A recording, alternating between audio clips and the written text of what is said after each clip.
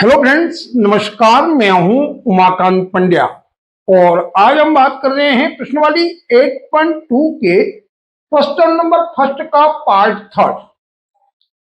अब इस प्रश्न को हमें हल भी करना है और समझना भी है, तो इसके लिए आपको समय भी लगेगा और ध्यान भी देना है। न तो ये सोन पापड़ी है, ना ही ये गोलगप्पे जिसे आप एक झटके में गटक लोगे। इसके लिए प्रॉपर समय और ध्यान देना आवश्यक है। तो आइए हल करते हैं हम question number third. Question number third में देखिए क्या लिख रखा है, cos 45 डिग्री बटा sec 30 degree plus cosec 30 degree. अब इस सवाल में हमें सबसे पहले जिस चीज की जरूरत होती है वो होती है ट्राइगोनोमेट्री रेशियो की। अब यहां पर त्रिकोणमितीय अनुपात किसका चाहिए, 45 डिग्री का। तो इसके लिए मैंने एक तरीका बताया है जो तरीका सरल भी है और सटीक भी है। बस जरूरत है आपको ध्यान देने की। आप बिना त्रिकोणमितीय अनुपात सारणी देखे किसी भी रेशियो को बहुत आसान तरीके से लिख सकते हैं। तो देखिए इसके लिए क्या करेंगे, आपको चाहिए 45 डिग्री।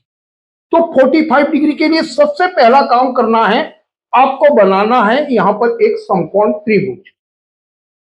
समकोण त्रिभुज है तो यहां पर एक कोण हो गया 90 डिग्री। अब आपको किसका रेशियो चाहिए, आपको रेशियो चाहिए 45 डिग्री का। यह हो गया 45 डिग्री। आप तीसरा कोण भी निकाल दीजिए क्योंकि दो कोण हमारे पास हैं 90 डिग्री और 45 डिग्री, तो तीसरा कोण भी निकल जाएगा। तीसरा कोण कितना हो जाएगा, 45 डिग्री।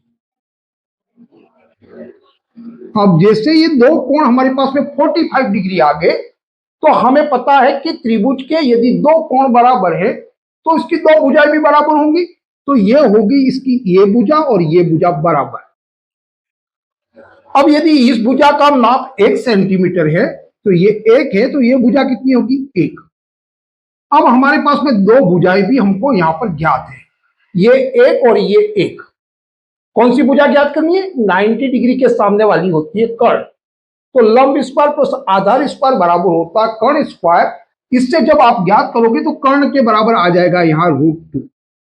और यदि आप डिटेल में देखना चाहते हो तो इसके लिए 8.2 के बेसिक को आपको देखना होगा। तो यहां पर आप 45 डिग्री के जितने त्रिकोणमितीय अनुपात है, यहां आपका लिखा cos 45 डिग्री, पर आप चाहे तो इससे साइन, टेन, कोसेक किसी भी 45 डिग्री के रेशियो को बहुत आसान तरीके से ज्ञात कर सकते हैं। बस करना है आपको ये वाला काम, एक और एक जोड़ने पर हो जाएगा √2, इसे याद भी रख सकते हो। तो ये हो गया हमारे पास में 45 डिग्री ज्ञात करने के लिए तरीका। अब यहां देखिए 30 डिग्री के हमें यहां पर त्रिकोणमितीय अनुपात चाहिए। तो इसके लिए भी आपको बस यही करना है, एक समकोण त्रिभुज बना देंगे। समकोण त्रिभुज में एक कोण हो गया 90 डिग्री, यह कोण हो गया आपका 60 डिग्री, 90 और 60 हो गया 150, बचा हुआ कोण यहीं आएगा 30 डिग्री। आपको बस ऐसे ही लिखना है, 60 डिग्री यहां लिखना है, 30 डिग्री यहां लिखना है। ये जैसे ही आपने लिख दिया, यहां लिखिए आप 1, यहां लिखिए 2, यहां लिखिए 3 और इस पे लगा दीजिए रूट। बस इससे आपके साइन थीटा से लगा करके कॉट थीटा के पूरे त्रिकोणमितीय अनुपात इसी एक राइट एंगल ट्राइंगल में आ गए। बस आपको अब सही जगह इसका प्रयोग करना है। अब प्रयोग कैसे करेंगे तो वो देखिए, यहां क्या लिख रखा है, cos 45 डिग्री। अब cos का मतलब क्या होता है, इसको याद रखने के लिए लाल बट्टा कक्का ये ट्रिक आपको याद होनी चाहिए। और cos का मतलब होता है आधार बटा कर्ण। आधार बटा कर्ण की हम तुलना कर रहे हैं या आधार और कर्ण की भुजाओं की तुलना कर रहे हैं तो 45 डिग्री के अनुसार कर रहे हैं, तो हम लेंगे 45 डिग्री वाला समकोण त्रिभुज। अब इसमें ढूंढना है आधार और कर्ण। तो कर्ण तो 90 डिग्री के सामने वाला यानी कि √2, ये तो स्थिर है। अब मुझे इसमें से देखना है आधार। तो आधार की भी इसमें कोई प्रॉब्लम नहीं है क्योंकि दोनों कोण आपके 45 डिग्री के। आप चाहे इसको आधार मान लीजिए चाहे इसको मान लीजिए, एक आधार और एक लंब किसी को भी मान लीजिए, यहां कोई परेशानी नहीं है क्योंकि दोनों के मान बराबर है। तो अब मुझे लिखना आधार बटा कर्ण यानी कि 1/√2। ये हो गया ये वाला काम। अब नीचे देखिए, अब चाहिए मुझे सेक 30 डिग्री। 30 डिग्री किसमें है? इस समकोण त्रिभुज में। तो 30 डिग्री जैसे ये आया, मुख्य कोण ये आया, तो लंब ये हो गया और ये वाला हो गया आधार, 90 डिग्री के सामने वाला हो गया कर्ण। ये आपको 8.1 को यदि अच्छे से पढ़ा है तो भुजाओं के नाम आपको पता होगा। अब किसका चाहिए? 30 डिग्री सेक का। तो सेक क्या होता है? कॉस का उल्टा होता है सेक, यानी कि यहां चाहिए मुझे कर्ण और आधार की भुजाओं की तुलना करनी है। तो मुझे कर्ण पहले लेना है, तो कर्ण कितना है? यहां पर कर्ण है 2, और क्या चाहिए? आधार। तो आधार कितना हो जाएगा? 30 डिग्री के सामने वाला ये हो गया 1, तो ये होगा √3। ये हो गया मेरा आधार। तो यहां क्या लिखेंगे? कर्ण बटा आधार 2/√3। यहां आ जाएगा आपका 2/√3 प्लस से तो प्लस। अब कोसेक 30 डिग्री, हमें यहां 30 डिग्री में चाहे सेक हो साइन हो कुछ भी हो, 30 डिग्री के सभी मान वहां से मिल जाएंगे। अब 30 डिग्री की पता होना चाहिए कोसेक का मतलब क्या होता है? साइन का उल्टा कर्ण बटा लंब। यहां कर्ण और लंब चाहिए, तो कर्ण तो 2 है ही है। अब लंब कौन सा होगा? तो यहां कौन सा? 30 डिग्री। 30 डिग्री के कारण लंब हो जाएगा 1, तो यहां आ जाएगा 2/1, क्योंकि मुझे लेना कोसेक, तो 2/1। यहां आ गया आपका 2/1। बस ये काम कर लिया, आपका 50% काम हो गया। अब इसको सॉल्व करना है। ये संख्या फ्रैक्शन में यानी कि भिन्न में है, तो ऊपर वाली संख्या वैसे ही उतर जाएगी, 1/√2। नीचे देखिए, यहां पर मुझे लेना होगा एलसीएम, तो एलसीएम आ जाएगा यहां √3 और 1 का √3। अब √3 का 3 में भाग देने पर 1 आया, 1 में 2 का मल्टीप्लाई करने पर आ गया 2, प्लस का प्लस। 1 का √3 में भाग देने पर √3, और √3 का 2 में मल्टीप्लाई करने पर हो जाएगा 2√3। ये बेसिक बातें आपको पता होनी चाहिए। यदि नहीं पता है तो आप मुझे कमेंट के माध्यम से जरूर बताएं, इस पर भी वीडियो बना देंगे।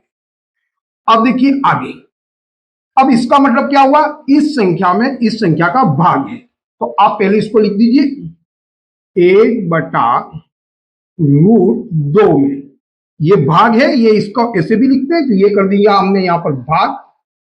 क्या लिखेंगे?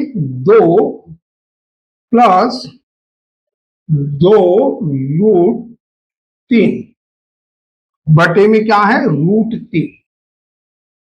अब ये भाग में है, इसको मल्टीप्लाई यानी कि गुणे में बदलने के लिए क्या करते हैं? व्युत्क्रम, यानी कि ये अंश बटा हर में है, तो ये हर बटा अंश में आ जाएगा, जैसे ये चिन्ह बदलेगा। तो यहां लिखिए 1/√2, मल्टीप्लाई का भाग की जगह मल्टीप्लाई का जैसे चिन्ह आया, √3 हर है वो ऊपर चला गया, यहां हो गया √3 बटे में आ जाएगा 2 प्लस 2√3।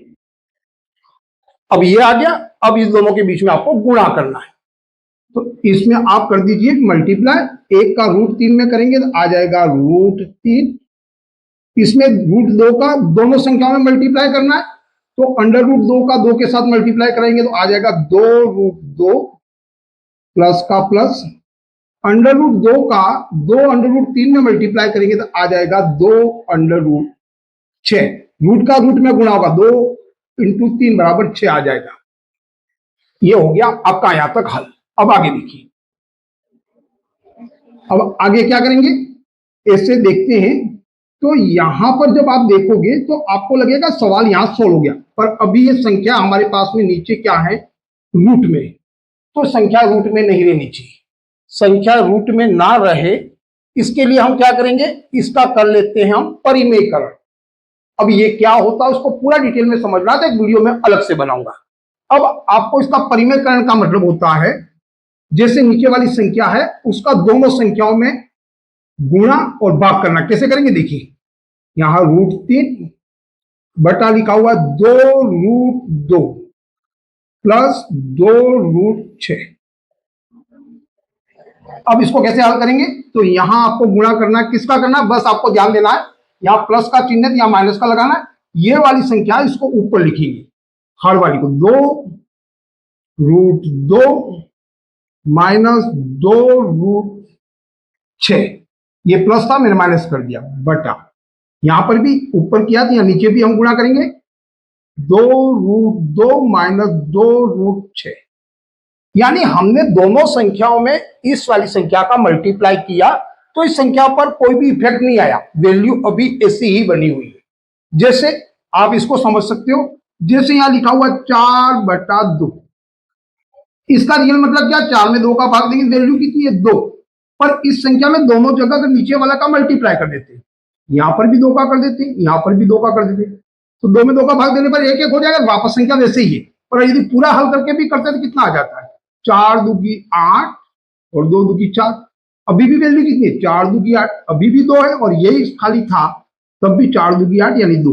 तो यहां पर दोनों संख्याओं में आपका मल्टीप्लाई करने पर सेम संख्या का कोई भी इफेक्ट नहीं आता, यानी कि इस संख्या से ये संख्या कट के 1 हो गया, संख्या पुनः ये बची, ये हो गया आपका परिमेयकरण।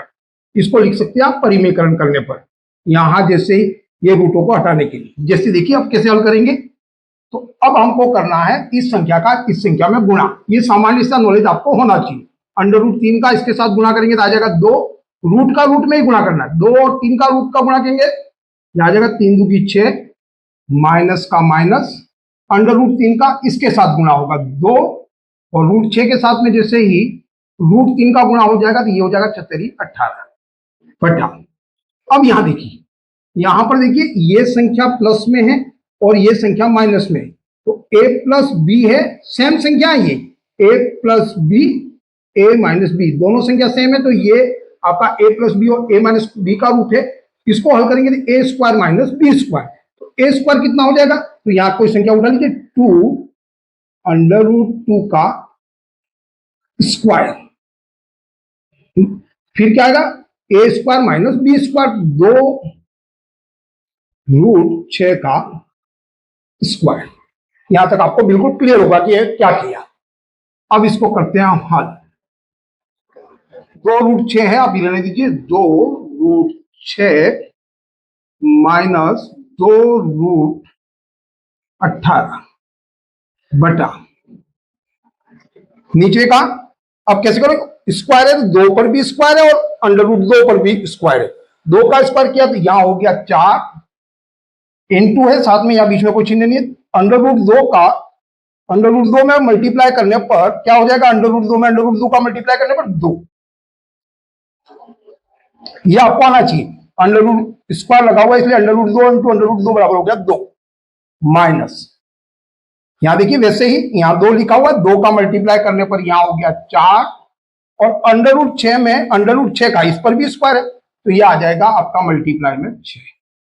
अब इसको हल करेंगे तो कितना हो जाएगा, 2√6 माइनस 2√18 बटा, इसको हल करने पर हो जाएगा 8 माइनस 24 बराबर, अब देखिए कितना हो गया, 2√6 माइनस 2√18, नीचे हल करने पर कितना आ गया,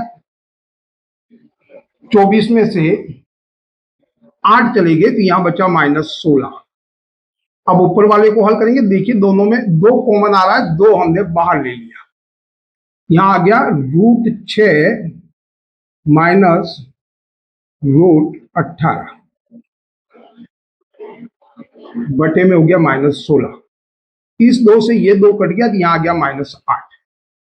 इस प्रकार से आपके पास में क्या संख्या आ गई, √6 माइनस √18 बटा -8।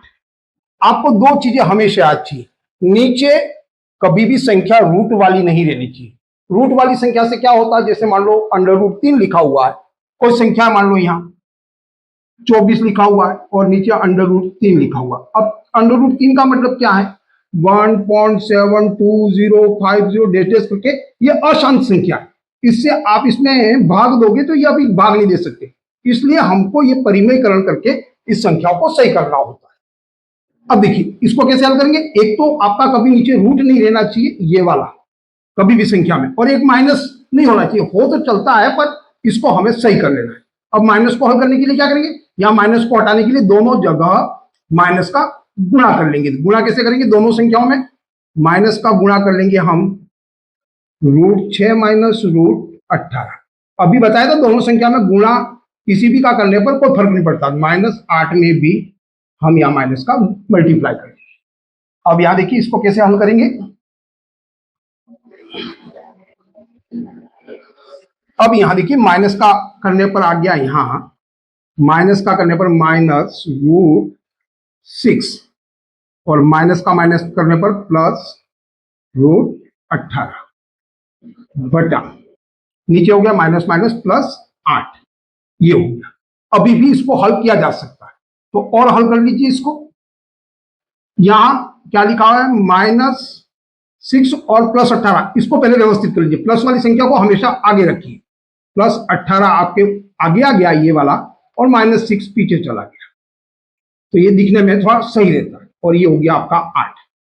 अब इसको और हल किया जा सकता है। 18 को हल कैसे किया जा सकता है, रूट में तो 18 का जब आप करोगे 2, 9, 3 आ गया, 3 हो गया, एक तो 2 संख्या है हमारे पास, तो 3 है वो बाहर निकल जाएगा इसमें से, तो 3 हो गया बाहर, और रूट में आ गया आपका 2, और यहां हो गया -6, ये हो गया आपका रूट में बटा 8।